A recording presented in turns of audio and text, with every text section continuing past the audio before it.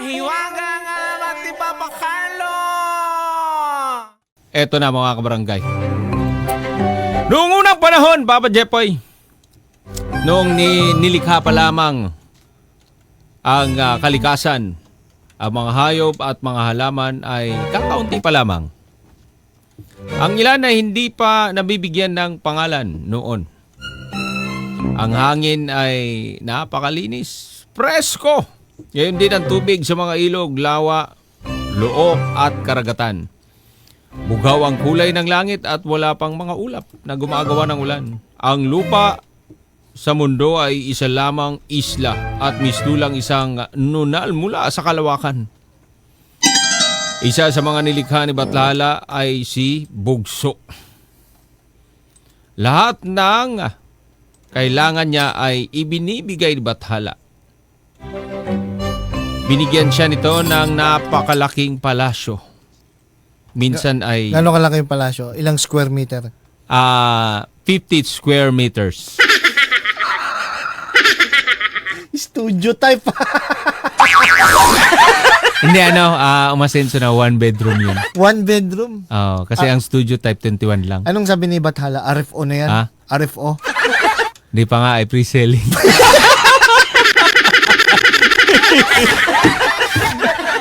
Mahulugan mo na yun down. Oo. After 3 years mo mahulugan yun down, Doon ka palang lilipat. mag-start ng loan. Mag-start ng loan. Pwede mo Saan nalipatan. ipinasok yan ni Bathala? Ha? Saan ipinasok? Sa pag-ibig. Sa pag-ibig. Oo. Tapos, ilang years kinuha? Ha? Ilang years kinuha? 30 years. Yan bang kinuha niyang unit, ano ba yan? Imperpetual ba yan? Perpetual ba yan? Anong tawag doon? Perpetual ownership ba ang tawag doon? Yung forever mo ng... Sa'yo. Diba? Kahit gibayin yung building, meron ka pa rin karapatan dyan sa ano. Oo. Anyway, yung mga kabarangay. Sigurado ko ba si Bathala? Hindi ba ahente yan? Ano yung tsura? Ha? Naka long sleeve? Oo. May brochure? Meron. O sabi ko. May brochure? May flyers. Oh. Okay, isa sa mga nilikha ni Bathala, ito nga si Bugso, Papa Jepoy. So, lahat ay binibigay sa kanya. Ngayon naman, itong si Bugso ay binigyan ng napakalaking palasyo. Minsan ay tumingala si Bugso sa langit. Sabi niya, Bathala, hindi mo ba nakikita? Ilang araw na ako rito, ngunit wala pa rin akong kasama. Siyempre, siya pa lang yung ginawa Ngayon, agad na nilikha ni Bathala ang isang napakagandang dilag na Naku si... po, sinasabi ko. Tinawag si Monique, no? Sabi, pumili ka dyan. Gusto mo ng kasama? Gusto mo anya ng kasama? Tinawag si Monique. Monique! Taglay ni Monique ang buhok na kasing itim ng gabi at mga matang napakapungay at kasimbughaw ng dagat. Ang kutis nito ay kasing kinis ng waling-waling. Waling-waling! At kasing puti ng balong buhay sa dalampasigan. Grabe ah. At doon na Papa Jepoy, wala nang paligoy-ligoy pa. Biniyan agad sila ng 3 supling. Lupit ni Monique. 3 na agad. Pag-ibig na nadara. Ayaw call, sabi ni Monique. Ba't na pa ako call? Sabi niya, Bathala, hindi sapat sa akin ang islang ito. Hindi pa rin lubos ang kaligayahan ko sa piling ng isang marilag na asawa at 3 supling. Ang mga hayop ay walang ginawa kundi kumain, matulog at magpakarami. Nakakasawa na. Pati yung mga halaman. Nagsasawa na ako. Bigyan mo ako Nang? kakayahang makahinga sa ilalim ng dagat. Ay, yun ang gusto niya. Hindi siya nakontento. Gusto kong maglakbay roon kasama ang mga nilikha mong lamang dagat. At yun na nga Papa Jepoy, wala nang paligoy-ligoy pa. Ginawa siyang pating. At lumangoy ng lumangoy si Bugso sa karagatan. Pinagsawaan ang lahat ng mga hayop at halaman sa ilalim ng dagat. Natuwa siya nang malibot niya ang kabuuan ng karagatan, lalo nang maabot niya ang pinaka-ilaliman ng dagat. Gandang-ganda siya, Papa Jepoy. Manghang-mangha siya. Muli siyang tumingala sa langit, Bathala, ibigay mo sa akin ang karagatan. At ipinagkaloob sa kanya ni Bathala ang karagatan. Saan siya lumangoy? Ha? Saan siya lumangoy? Siya? Oh, saan siya saan siya sumisid ng Laguna Lake. puro tilapia doon ah. Grabe, lalaki ng alon. Puro tilapia doon eh. Laki ng alon? Laguna Lake may alon? Meron. Loko-loko.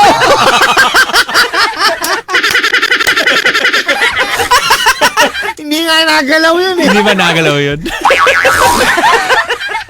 Nag-request na naman. Sabi niya, Bathala, ibigay mo sa akin ang karagatan. Ang dami naman niyang gusto. At ipinagkaloob na nga sa kanya ni Bathala ang karagatan. Yung Laguna Lake, sabi, sa'yo na yan. At binigyan siya ng Papa Jepoy. Ito. Feeds. Hindi. Fingerlings. Sabi niya, hindi mo makukuha yung mga isda na yan at hanggat wala ka nito. Ano Binigay sa kanya yung tinidor na malaki. Tinidor. Init siya. Laki hawak na niyo. Tinidor. Naku, mukhang kailangan drawing mo yun. Wala tayong whiteboard. Parang diskumpiyado ko dyan sa tinidor na yan. Parang hindi yan Poseidon. At Papa Jepoy, eto na nga. Tumingala siya ulit sa langit.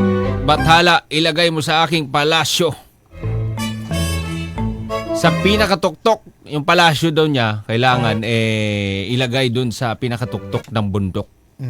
Sabi naman niya, hindi ako nakontento, yung palasyo ko, gusto ko. Bathala! Medyo hindi ko type yung pwesto ng aking bahay. Gusto ko may view. Gusto ko maganda yung pwesto. Nako po. Gusto daw niya sa pinakatuktok ng bundok. Nilagay siya. Alam ko kung saan siya nilagay. Saan? Dito yan, sa may Antipolo. Hindi ba sa Tanay? Hindi sa Tanay Rizal? Yung tinitirhan ng mga artista ngayon, mga pinapagawa naman, yung may view. Ano bang lugar yun sa... Tanay. Nandun si Jenny Lynn at saka si Dennis Trillo. Hindi, may village dun. Ano bang pangalan nun? Kalimutan ko.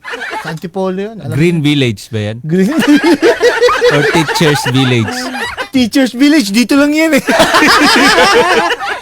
Ayun na nga, inilipat ni Bathala ang palasyo ni Bugso sa pinakamataas na bahagi ng isla, sa pinakataas na bundok. Sa tuktok ay napansin ni Bugso ang ilang mga ibon. Sabi niya, Bathala, bigyan mo ako ng mga pakpak. Gusto kong makalipad.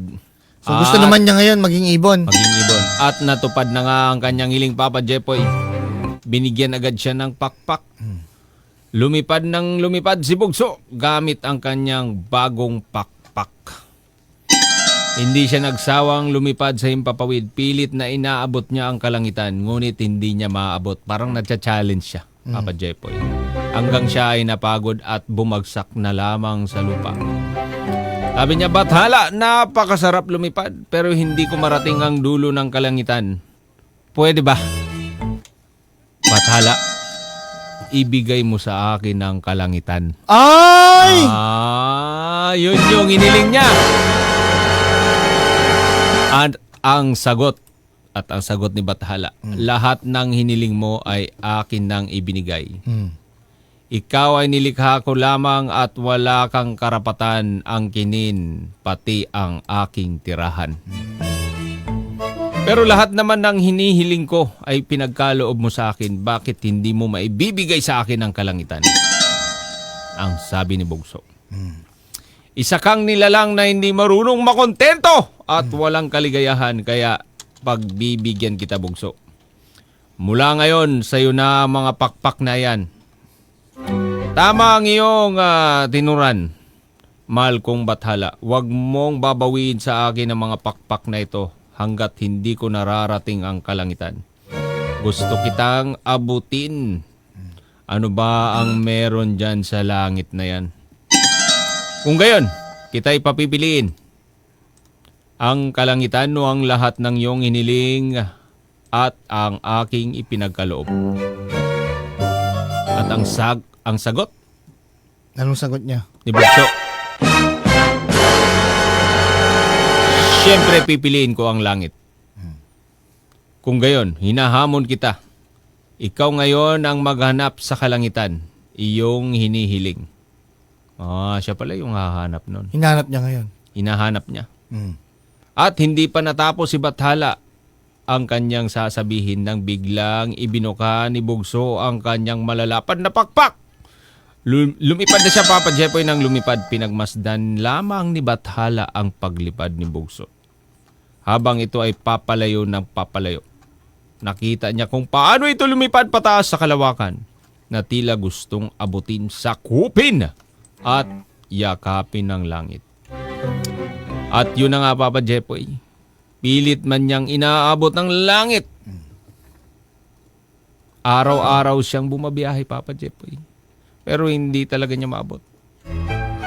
Parang sinusubok siya. Habang lumilipad siya, habang binibilisan niya, palayo ng palayo ang langit, Papa Jepoy. At yun na nga, si Bugso na ang naging kauna-unahang Agila. Agila. Ibig sabihin, flyer. Kastila pala yan. Ang ibig sabihin ng agila? Flyer. Agila. Kaya pala sa lahat ng ibon, agila ang may pinakamataas na lipad. Kasi inaabot niya. Pilit nilang Drawing mo yung agila. Para inaabot yung drawing mo agila. Patingin nga ng agila. Pakita mo sa Facebook. Tingin ng agila. Sigurado ka agila yan. agila to. Tingin.